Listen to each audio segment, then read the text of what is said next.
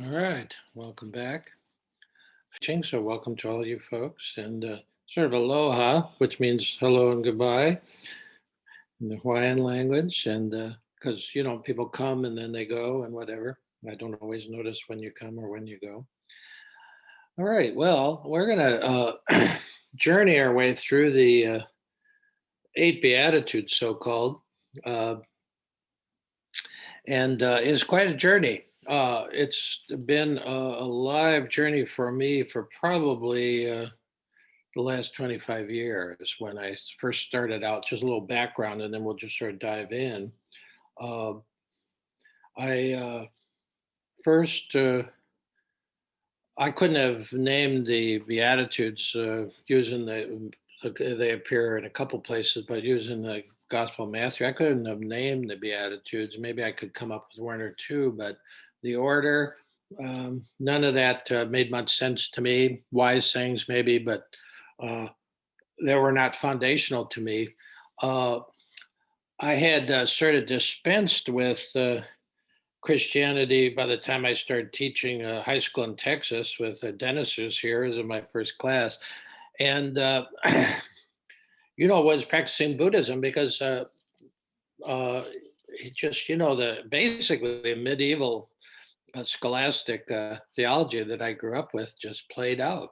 And as well as the image of God. It played out, and Buddhism was through meditation was showing me something. Now, when I was at Notre Dame, Merton was out there, for since 1958, beating the bushes about the fact that anybody could access a deeper realm of consciousness through contemplation. But I wasn't aware of Merton really. They weren't teaching him at Notre Dame at the time. He was sort of out of favor after his sort of shift from interested in all things behind the monastic walls in sort of medieval theology to after his experience on the street corner in Louisville, the last 10 years he'd opened up totally. And we'll talk a little bit more about that. But none of that was available to me. So I just needed something to deal with the stress. And then it led me into some depths. The 10 years of meditating with Buddhism. Buddhism appealed to me because it was very lined out.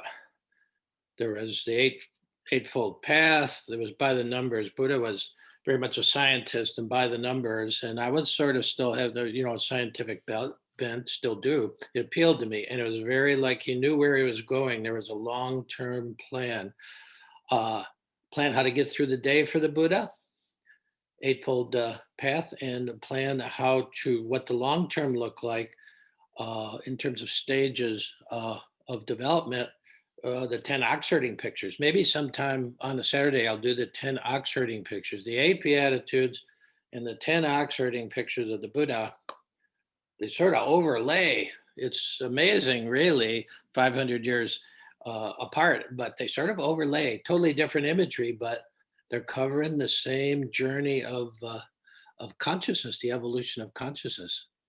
But I didn't see the Beatitudes like that. I think most people raised from my generation and even now today uh, don't see the Beatitudes as the long term journey of a soul, of ripening of a soul. But my work with it, I got attracted to it as I was a poet because I really felt Jesus was a poet and I wanted to hear what Aramaic sounded like because I knew it had been translated from Aramaic into Greek and from Greek into Latin and from Latin into Elizabethan English. And I wondered what the original sound was like.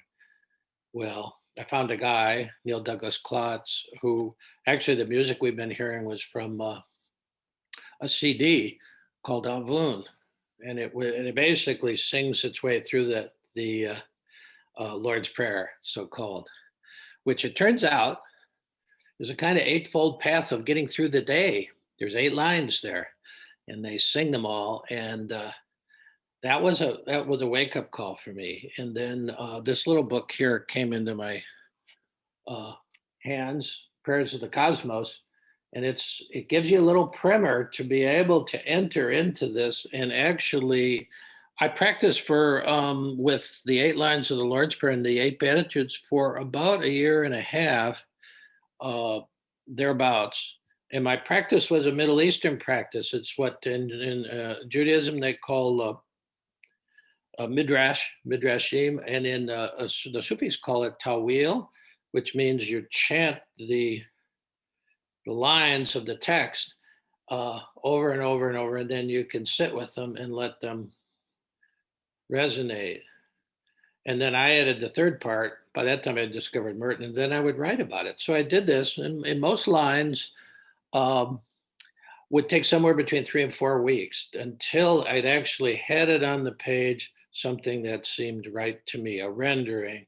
Uh, the book gave me just enough about the words to where I could try to render it into American English that made sense to me.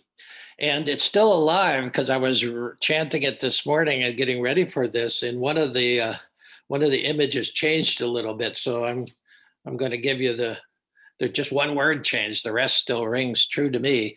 So it's still a live text for me. And hopefully it'll be a little liver text for you.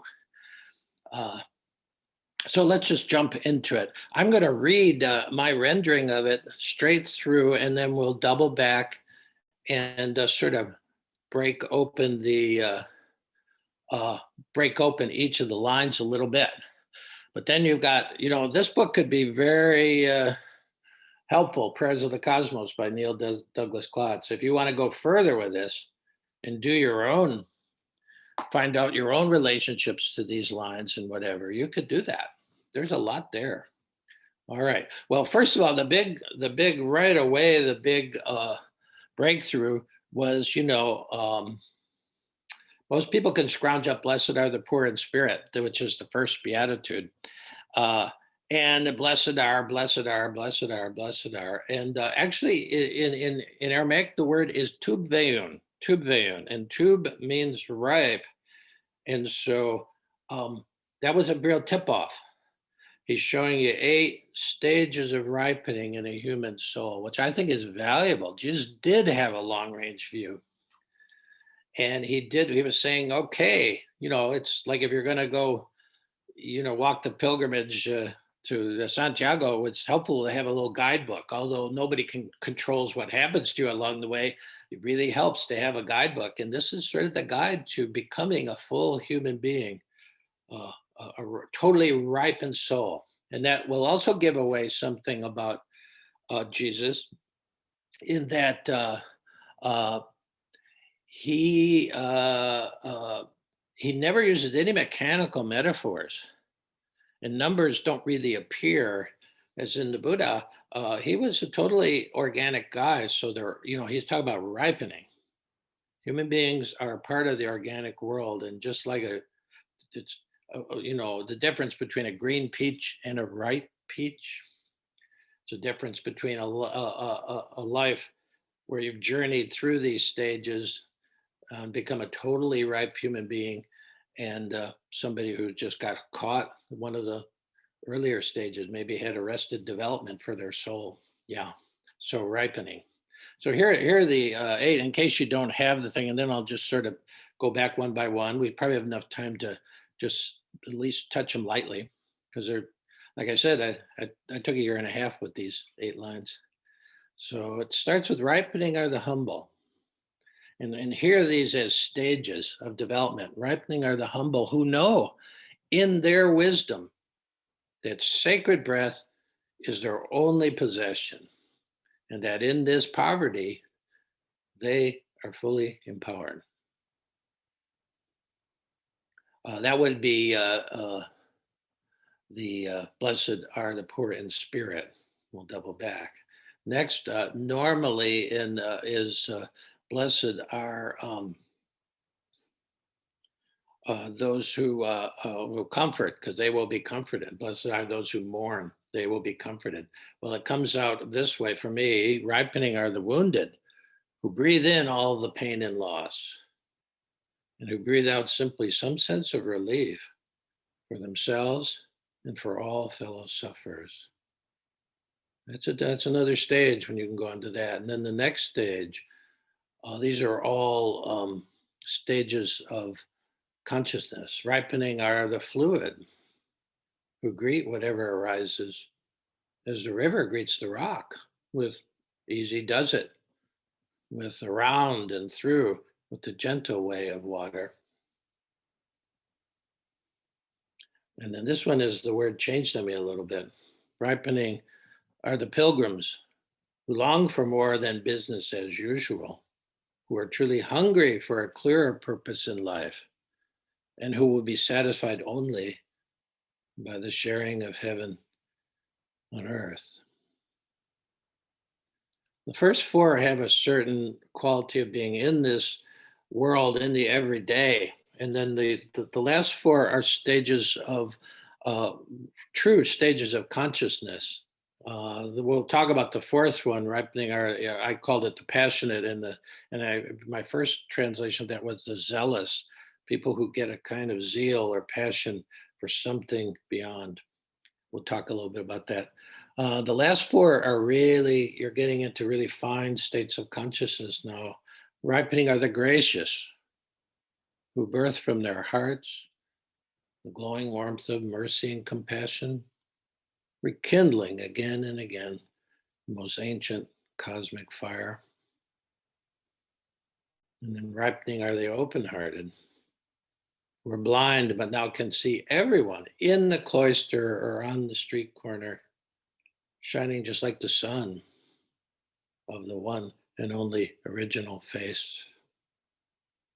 Ripening are the empty, who can be peace in the very midst of war, who can truly be in the world, but not of it, and who can even become younger with each passing day.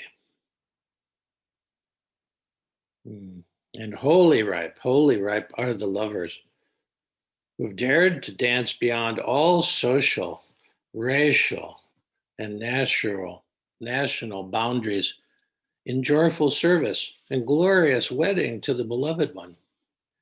They shall disappear without a trace. Yeah. Well, let's double back. Ripening are the humble, who know in their wisdom that sacred breath is their only possession, and that in this poverty they are fully empowered. So, blessed are the poor in spirit. Spirit is to give away. Spirit means breath, and the sacred breath was exactly, it's the sacred thing because it's the thing we cannot do without. You can do without water for 3 days, maybe you can do without food for 3 weeks, but breath, mm-mm. And that is actually, if you go back to Genesis, uh, we were humus, we were earth, mud, or whatever. And interestingly enough, at least the Jewish version at that time of that creation myth, the Holy One breathes into the nostrils. He forms the face and breathes into the nostrils, the in-breath going in. And that was, that was the beginning. And so sacred breath, the phrase in Aramaic would be Alaha Ruha. Alaha is the sense of one of the sacred words, and Ruha is breath. Same word in formal Hebrew, Ruha. So what is he saying here? Well, you start to square one when you realize it's a very down to earth thing. That no matter what you have, the most precious thing is the sacred breath. It's what I've been trying to teach you to do as you enter the meditation, is do a kind of sacred breath. Okay, and they can take anything else from you. They can't take that, and you could lose anything else.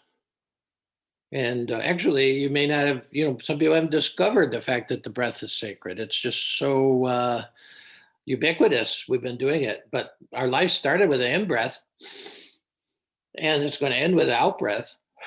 In between that, you call it a life, an incarnation. You see, it really is quite sacred. But he says, in their wisdom, you start to get an inkling. You're at stage one when you realize that you are in possession of something in this poverty You are fully empowered. The word it comes in here, Malkuta comes in here. Malkuta has been translated as heaven, uh, and it even became the kingdom of heaven in by the time it got to King James version. But really, Malkuta means this deep in the belly empowerment that you have power. It's already in you. And actually, with Malkuta is a feminine gendered word in Aramaic. So if they had actually been somewhat faithful to rendering it through all these languages, they would call it the queendom of heaven, but not likely to happen even today. To see it, there's a feminine quality, there's a pregnancy in us that's waiting to give birth. That's the sense of it. So it's a very earthy start. We're starting with our feet on the ground, realizing sacred breath is like a platform there. Now, between each of these stages, there's something interesting happens, because these are not states.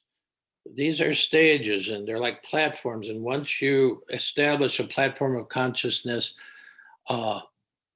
it's stable. And now, how you get to the next platform of consciousness is through an interesting kind of movement, which I would call order. When you actually integrate a level of consciousness, there's a kind of ordering and integration, and then you have disorder, and then you have a reorder. That's how you get to stage 2 or stage 3. So include that in your thinking and your contemplation, that the way we go through this ripening process, this evolution of consciousness, involves kind of integration, order, but also a kind of disintegration. Things all of a sudden, your whole life's a mess. You're in disorder. You get divorced. You lose your job. There's all kinds of ways this comes out. And then there's a reordering eventually.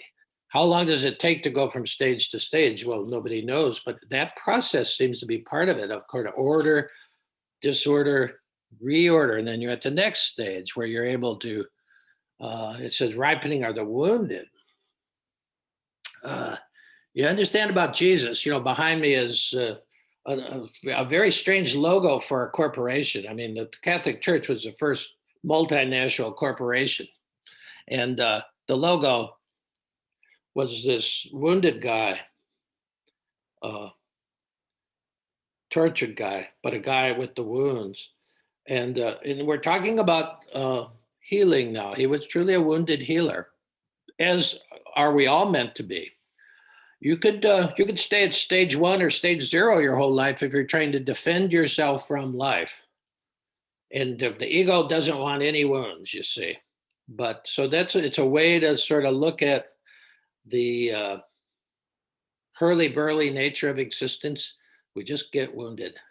We make mistakes. We wound others. Those are the deepest wounds for me, is how I've wounded people I loved. That's a real deep wound. So ripening are the wounded who breathe in all the pain and loss, and who breathe out simply some sense of relief for themselves and for all fellow sufferers. Now, those of you who have been around here for a while from the beginning, we started with it's stage 2 back in the pandemic, where we were doing what the Tibetans call Tonglen. But I believe Jesus was a Tonglen master. That's the whole meaning of what was going on the cross. He was taking in totally the pain and loss of everybody in Palestine at that time. It was a very violent, tough place to be. It still is. If you're watching the news, it still is. A very turbulent place, a place where a lot of suffering's going on. I realized when I was working through this that the ability to deal with your own pain and other people's pains, the ability to, in a way, breathe it in, which means stop defending against it, you see. Yeah. That was a stage. And not everybody's ready for that. But as you come along, if you can establish a kind of meditative platform with the sacred breath, and then you can go on. We sort of jumped into it because we're in such a painful place with the shutdown and all that stuff. But that's a stage to be able to be open to your own pain and suffering and to breathe it in, breathe it out. Tonglen is the ultimate formalized method for that. But, there's others in other traditions. But so that's another stage. Then there's when that doesn't work. Order, disorder, reorder. So the third stage is we're working through the basic stages of leaving your infantile notions of how to navigate love. The third stage is ripening or the fluid. Now, the beatitude for this is blessed are the meek, for they shall inherit the earth. Well, that has virtually no meaning in our culture. When's the last time you heard the word meek as a positive stage? And the images in the Aramaic are of water. And it's almost a Taoist view of life, if you know Taoism at all. Blessed are the fluid who greet whatever arises as the river greets the rock. With ease he does it, with around and through, with the gentle way of water. Water doesn't force. It's totally fluid. Take a look at how you deal with what arises in the moment. Do we fight it? I mean, I was born this way, to fight almost every moment. Everybody at the top of the Enneagram, even nines are fighters. We resist this way. And 5, 6s, and 7s, they resist this way by disappearing, pulling away inside or in space. And then 2, 3s, and 4s, if you know the Enneagram, they sort of latch onto anything, a relationship usually. And so we're really not accepting the moment for what it is and flowing with it. We're doing some way of freezing, you see, whether it's fighting, fleeing, fixating. And it's always a non-acceptance of the moment. Well, ripening of the fluid. This is a Taoist image. Who greet whatever arises as the river greets the rock. With ease he does it, with around and through, with the gentle way of water. So that their old riddle, what's the softest thing on the planet and the hardest thing? Well, water. Grand Canyon's a good example. What happens when water meets rock? Water wins. See, water wins. That's why you don't have water in when you go scissors, papers, rock. If you had water, everybody would be water all the time because water beats everything. In other words, the fluidity. And that's why you put a martial arts, if you have a martial arts place and you have guys who are karate guys and guys who are doing Shaolin. Shaolin guys are imitating nature, and they're all flow. Or karate guys are sort of programmed. Shaolin guys will win almost all the time because they're fluid. You can't predict. See, so there's the power. So those are 3 really basic platforms. Come down to earth, the humility, be open to reality, and even allow yourself to be wounded and understand that wounds, the healing nature of the wounds of Christ is an old medieval tradition, but the idea that actually your wounds are letting in the world. You can't really live if you're living behind the castle walls. It's kind of prison. And then finally, this really being able to welcome anything, because you have a sense of, I can dance with everything. When you look at Shaolin and you look at those kinds of martial arts, it's almost like a dance. So I'm talking about dancing with spirit is you start to get the ability, being so fluid, that you have confidence. You can dance with anything. So those are real foundational in the world kind of states of mind and states of ripening. Now, this is a kind of pivotal one. The next one, I had it as, this is actually, blessed are those who hunger and thirst for righteousness. They shall be satisfied. That's the way it comes down to us in the King James. And each of these renderings is not a bad rendering. It's just a little hard to access sometimes, and not quite so full as the Aramaic would be. In Aramaic, each letter meant something, each syllable meant something. And so it's like reading poetry. It is reading poetry because you have to put it together. Same with a Hebrew text, if you got one line of the Torah and you got 10 rabbis, they're all saying, they're all telling a story about what that line means. That's what you call midrash. And the Sufis would be doing tawil. They would be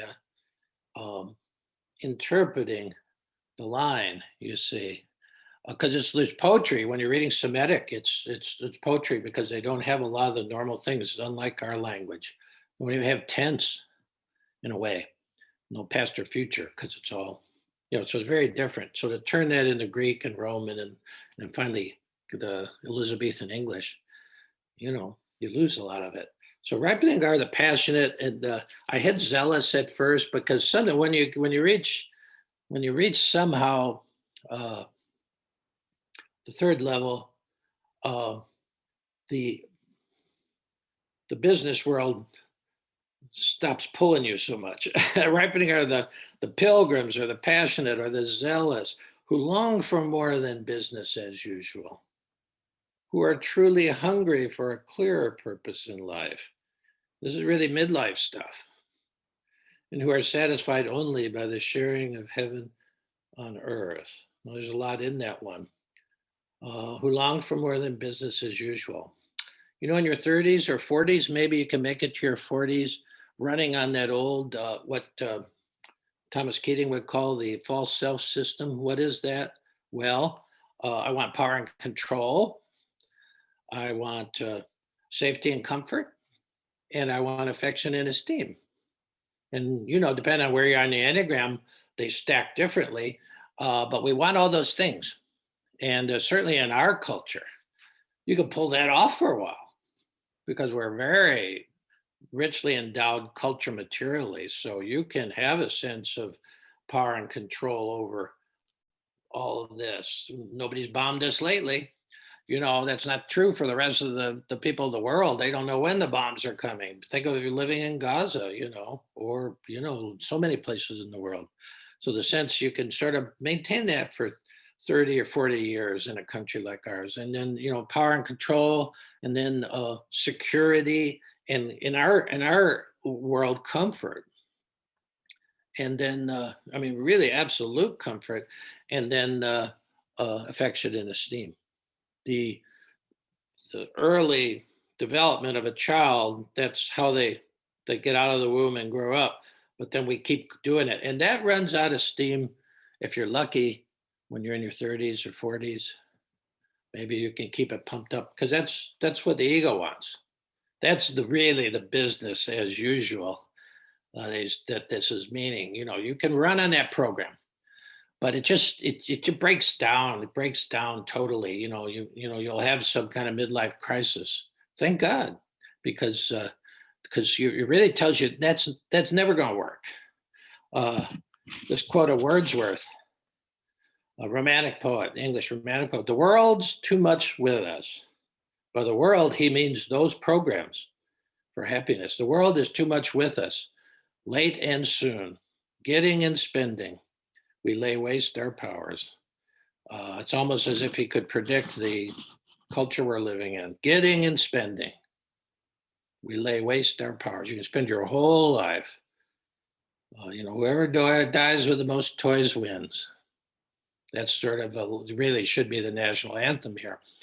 And as I said a couple of weeks ago, you never see like a U-Haul behind the hearse.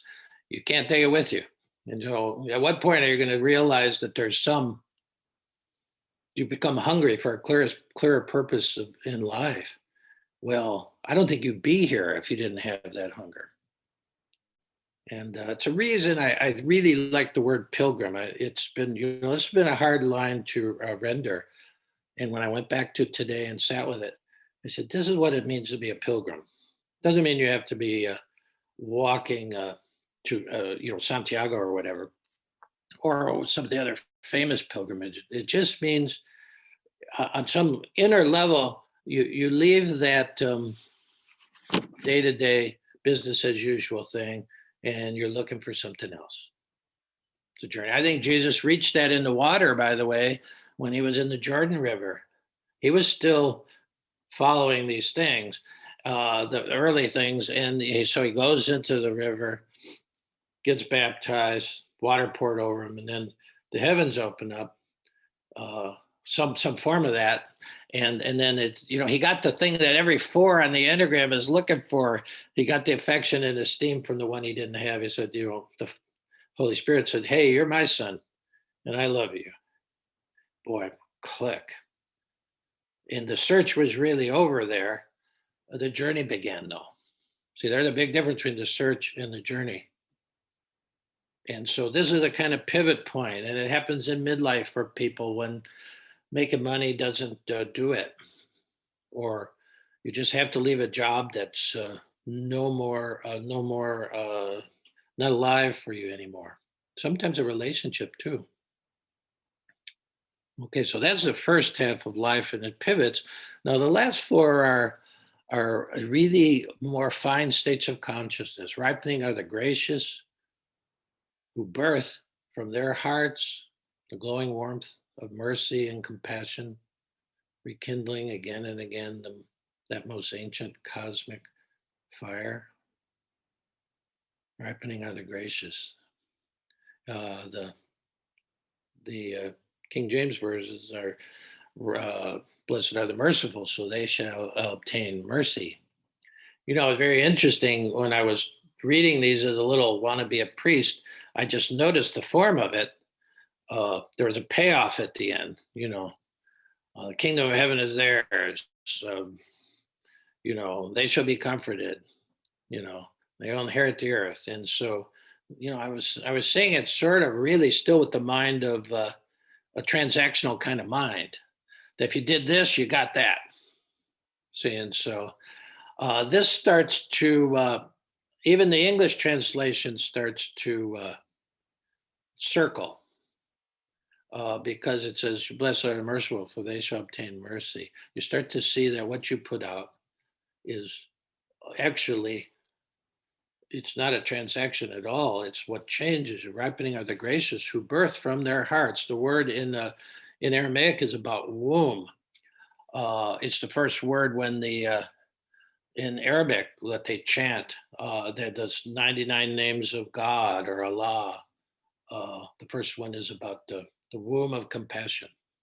So ripening are the gracious, who birth from their hearts the glowing warmth of mercy and compassion. When you start to radiate these things, you're in this second half of evolutionary life. I like to say that you bear the beams of love to each one you meet.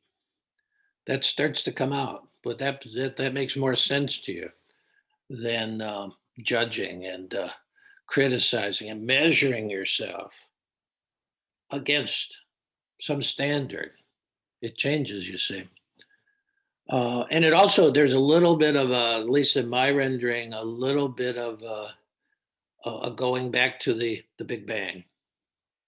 What we know cosmically started it was really like fire. Things got so intense they burst, and then there is something of coming into that feeling of birthing this warmth to people. Imagine if we just took day on the planet and everybody was just warm and kind to each other. It's human mind can't deal with that because they say, well, but I mean, what it would do. So that's a state of consciousness. Now, this next one, once you start to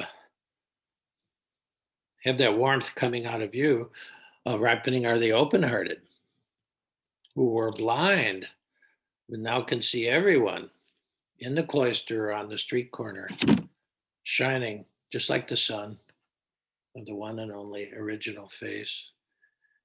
That image is built on Merton's encounter. Ripening are the open heart. The King James Version is, "Blessed are the pure of heart, for they shall see God." You wonder, well, why would you have two more stages? If you see God, shouldn't that be the ball game? Well, the The 10 ox herding pictures have the same thing. It's almost like when you see a movie and you figure it's the end, but then there's another segment, you know?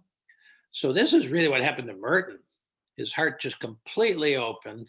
17 years of monastic beating on the walls of the heart. And he was surprised. He didn't do it. It just opened.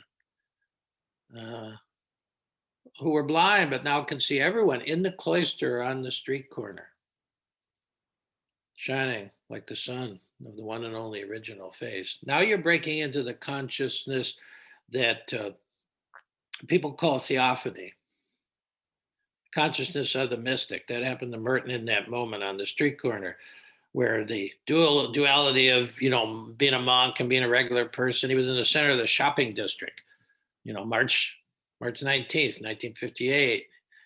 And all of a sudden, that duality of, sacred inside the walls, profane out here, he was living with that. That's what drove him to the monastery, because they thought no one could become that, enlightened in New York City, just not possible. But all that duality dropped down.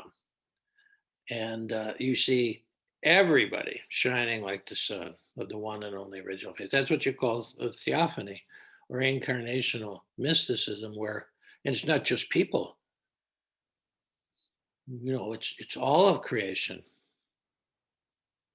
The original meaning of the cosmos in Greek means ornament. They're very interesting. We only think about ornaments at Christmas time, but the original Greek word cosmos meant the ornament. Everything is like a glittering ornament of the one, the primal, whatever you want to call it. And so we're all, in a way, manifestations of this same energy. Scientists would say we're all manifestations of the Big Bang, still banging. Okay? So that's big. So he's already reached the point, and that's what it means to the pure of heart. In medieval theology that I got, purity meant to get rid of stuff. You see, this means open. It's a big difference. Pema, for instance, understands purity of heart, Pema Chodron, because she says in every moment, it's like the early computer programmers, they had a 0 or a 1. The channel was either opened or closed. And so this idea that at some point your heart just opens and you see something that you've been blind to. And that happened to Merton. Now, why this is not the end of the story is because, well, he was still living for 10 years. And so the next, where do you go from open-hearted? Well, ripening are the empty. Now you're actually getting into the core of Buddhism, at least language-wise, because they talk about emptiness as being like a holy place. Well, emptiness in our culture means your bank account's empty, your gas tank is empty. That's not a good thing. But in Buddhism, and in really mystic and traditions are all the same. That it's all sort of a process of dropping, and then when you're empty, ripening are the empty, who can be peace in the very midst of war, who can truly be in the world but not of it. When the Sufis saw that part of the gospel, they said, "Oh yeah, he's a Sufi, talking about Jesus. He's our brother, to be in the world but not of it, and who can even become younger with each passing day." This is really a nice stage to reach as everybody gets older, body-wise, but you can get younger, psyche-wise, soul-wise. Even though they're called old souls, they're playful. And this was Merton too.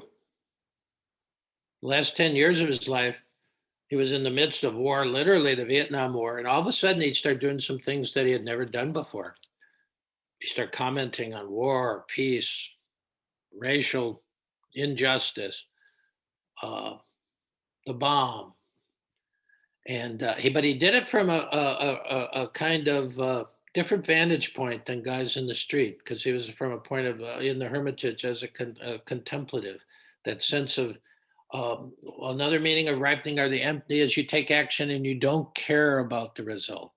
The result, it's not a transaction. Like, I'll do this, I hope to get that. Then you'll burn out because you won't get that. We're still making war. People in the peace movement can burn out because you spend your whole life doing it, and there's bigger weapons. So if you're still on a transactional level where you do this to get that, go to Walmart. That's what Walmart's all about. That's what our culture is all about. Transactions. But that's not when you're on this empty level, you're empty of the need of results. You're just doing it because you're being peace. That's Thich Nhat Hanh was great on it. Thich Nhat Hanh visited Merton during this time, and he met somebody who was a little bit farther along than he was, because Thich Nhat Hanh said, "You just be peace." And then it takes a sort of emptiness. You have to be empty of the desire for results, the desire that everybody will think you're great. See, Merton was a four, so he really liked people liking his books and stuff. Well, he got a lot of criticism in the last 10 years, and people said blah, blah, blah about him, and they weren't printing any of his books. From this point on, they're not printing any of his books, none of them. He's writing them, but he's not getting that payoff of seeing the book in print. Everything he wrote after that, and some of it was really great stuff, didn't get printed. Conjectures of a Guilty Bystander, where he includes what happened in the street corner. He never saw it in a book form, but he wrote it. But it was censored, but he just kept going. And when you see Merton at the end of his life going to Asia, still learning, still expanding, he has another even a greater experience that most people don't talk about, when he was on the island of Sri Lanka, where he was there in the presence of giant Buddha statues. He had another breakthrough. So Merton just kept going. And then the last thing, wholly ripe are the lovers who have dared to dance beyond all social, racial, and national boundaries in joyful service and glorious wedding to the beloved one. They shall disappear without a trace. That's a very interesting thing. I mean, that's the pinnacle of it. You're wholly ripe when you just become a lover of the world. This is global consciousness. Beyond. I mean, we have a ways to go as a culture to go beyond all social, racial, and national boundaries. That's the subtext of what's been going on for the last, hundreds of years in this culture. To be able to get, and few people do get to that point in this lifetime that I've met, but there are some. And I think Merton was there. He has this experience on, I don't know if I have it here. Yeah, he has this experience in front of the Buddha statues that, well, of course, didn't get into print till much later. But let me read you what he wrote about this. If I can find it. This is on December 3rd. He dies a week later, so he's actually hit this last beatitude here in a way. Certainly, he's between 7 and 8 on this. And then a week later, he's gone, disappeared. As I said, they shall disappear without a trace. Well, there's still some traces of Merton, I think. He says, I'm able to, here's a picture of the Buddhas that he was approaching, and they're huge. They're huge. And the Buddha that's laying down, he thought it was a sleeping Buddha. It's really the Buddha as he passed it into parinirvana, or the Buddha's position as he was dying. Merton didn't know that. He certainly didn't know he was going to die in a week, but this is sort of deep. So this is about as deep as it gets. He says, I'm able to approach the Buddhas barefoot and undisturbed. My feet in wet grass and wet sand. He took his shoes off. He was walking with a bishop going up there, and Merton takes his shoes off, and the bishop is thinking, well, that's sort of weird. But he's in this child, he's younger, Bob Dylan said, I was so much older then, I'm younger than that now. This is what happens. Okay. Then the silence of the extraordinary faces, the great smiles, huge and yet subtle, filled with every possibility, questioning nothing, knowing everything, rejecting nothing. Looking at these figures, I was suddenly almost forcibly jerked clean out of a habitual half-tied vision of things in an inner clearness, clarity, as if exploding from the rocks themselves became evident and obvious. I mean, it's another sense of that's exploding from the rocks themselves. This is a theophanic view again, but even deeper. It's not even the people on the street corner, it's the rocks themselves. The thing about all this is that there are no puzzles, no problems, and really no mystery. All problems are resolved and everything is clear simply because what matters is clear. Everything is emptiness and everything is compassion. I don't know when in my life I've ever had such a sense of beauty and spiritual validity running together in one aesthetic illumination. Surely Palanarua, that's the place where these statues are in the, it was Ceylon then, now it's Sri Lanka. Surely with Palanarua, my Asian pilgrimage has come clear and purified itself. I mean, I know and have seen what I was obscurely looking for. I don't know what else remains. But I have now seen and have pierced through the surface and have got beyond the shadow and the disguise. And in a week, he's taken. He's gone. You know, freak accident, maybe the CIA offed him. We don't know. But in a week, he's disappearing. You know, the traces of Burton obviously are still here, which I'm happy for. But that also means they shall disappear without the trace. Uh, it means you lose any kind of confusion about that I'm here and you there. That the sense of the separate self really disappears as you get to the high end of evolution of consciousness. You know, you know beyond race and society and the boundaries, all these walls fall down when you get to that place where Merton was. He was a human being that you can really track this development, and he just became a lover. He loved that whole trip, and then you know gone. Yeah, but he's a guy who actually made the circuit, as did Jesus, and as you know, my grandmother did that. A lot of people unknown. It's the evolution of your own consciousness. Notice how it gets to the heart when you get into the second thing, because we're going even deeper than the mind. You see. So that's just a little peek into this. So as we'll take a break, we'll come back at 10:15. So we take about 10 minutes. And if you know, might be time to write, might be time to go to the bathroom, you know, you're used to time, but at 10:15, then we'll sit a couple more times with all this information, all this wisdom really. And then we'll go from there. Okay, so have a good break. Thanks for listening.